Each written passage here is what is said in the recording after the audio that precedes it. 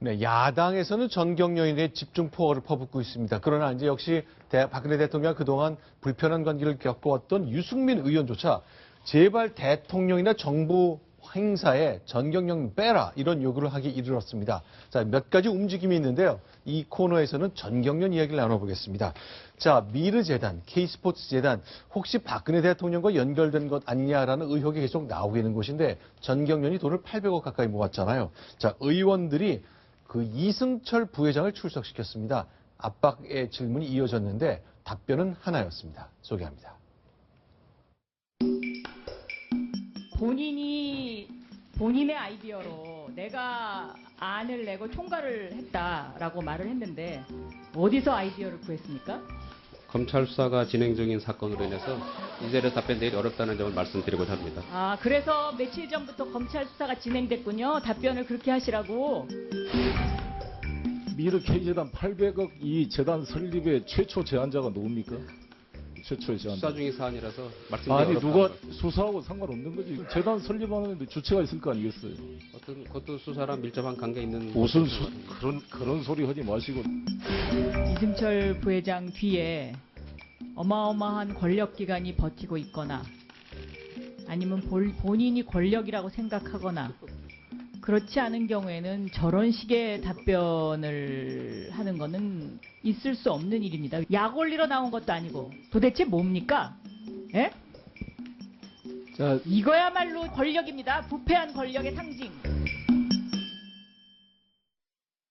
자, 일단 수사 중이라 답을 할 수가 없다고 얘기합니다. 길정기 기자, 어떤 상황이었는지 좀 정리를 좀 해주세요. 일단 모든 사람들이 보면서 잘못됐다고 생각을 하는 경우가 많았고요. 네. 지금 현재 미르 재단 수사에 대해서는 그 검찰이 그 시민단체 고발에 의해서 수사가 진행 중입니다. 근데 네. 국회법에 따라서 수사에 관여하거나 재판에 관여할 목적으로 질문을 할 수가 없게 돼 있거든요. 네. 근데 지금 이 문제는 과연 지금 이 답변하는 게 미르의 설립의 주체가 누구냐라는 질문을 답변하는 것이 수사에 관여할 목적이거냐 아니면 재판에 영향을 미칠 목적이 있느냐 이런 걸 좀 따져봐야 되겠죠. 법적으로 네. 따져봐야 되지만 어찌됐든 전 국민적으로 관심이 집중되는 사안이고 그에 대해서 답변을 하러 나온 사람이 그에 대해서 국민을 대신해서 국회의원이 물어보는데 거의 모든 질의에 대해서 지금 저런 식으로 답변을 하는 것은 네. 저건 뭐 국회의원들도 기분 나쁘겠지만 보고 있는 국민들도 네. 상당히 기분이 언짢지 않았을까 이렇게 생각을 하게 됩니다. 네.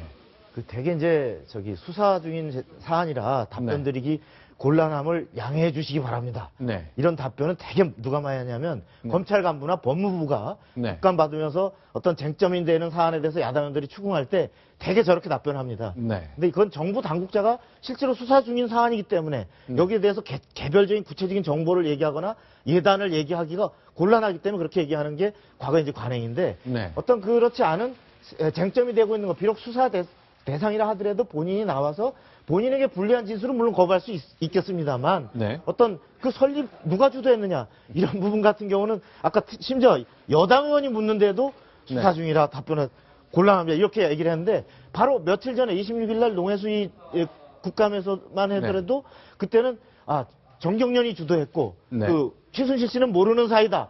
이렇게 답변했던 그러한 기본적인 자신들의 입장조차도 네. 밝히지 않으면서 수사 중이나 못합니다. 수사 중이나 못합니다. 이것은 국회의 국정감사를 마치 무시하는 듯한 이런 오해를 살 수 있다. 이런 생각이 듭니다. 자, 전국경제연합회 상근 부회장이기 때문에 실제로 회장이 상근이 아니기 때문에 이승철 부회장이 전체 운영을 책임진다고 봐야 될 것 같은데요. 어쨌건 기획재정위원회에 출석한 부회장의 이런 답변 태도 때문에 야당을 중심으로 큰 폭발이 있었습니다. 그 장면 하나, 기재위원장과 박영선 위원 사이에 또 논쟁이 좀 있었거든요. 그 장면도 소개해드리겠습니다. 위원장님도 이승철 부회장님 앞에서는 작아지십니까? 아니, 좀 심하시네요, 심하신 진짜. 게 아니라 무슨 말씀을 위원장님이 그렇게 하세요? 저기 박 의원님. 아니 장관한테는 해라 마라 하면서 어떻게 이승철 부회장님한테 이렇게 공손하게 가능하면 내주시면 좋겠습니다.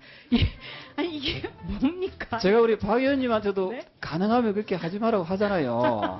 그 왜 그래, 자꾸만 그렇게, 아니 제가 지금 이렇게 웃을 때가 아니고 전체적으로 우리가 굉장히 지금 심각한 상황이거든요. 이런 게 일종의 국회에서 갑질 아닙니까? 우리 의원님들께서도 질의를 하실 때 상대방에 대한 예의를 갖추세요. 저분들이 모두 피해자입니까?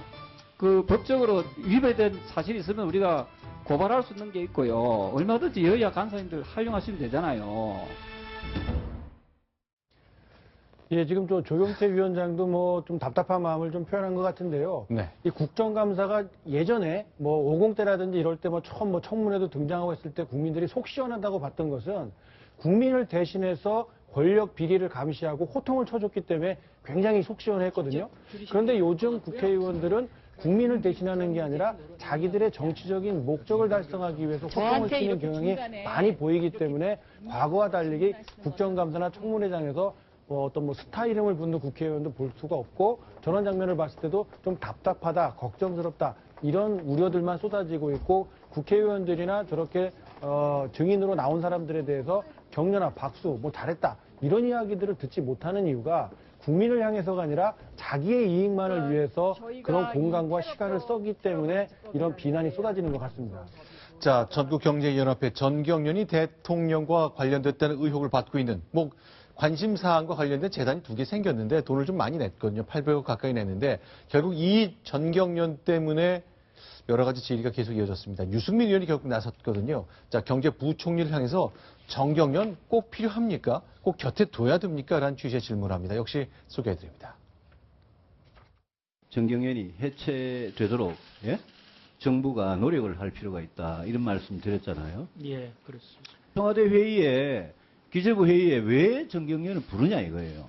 왜 우리가 국회가 이 전경련 부회장을 여기에 출석시켜가지고 저렇게 오만한 답변을 듣고 있어야 됩니까?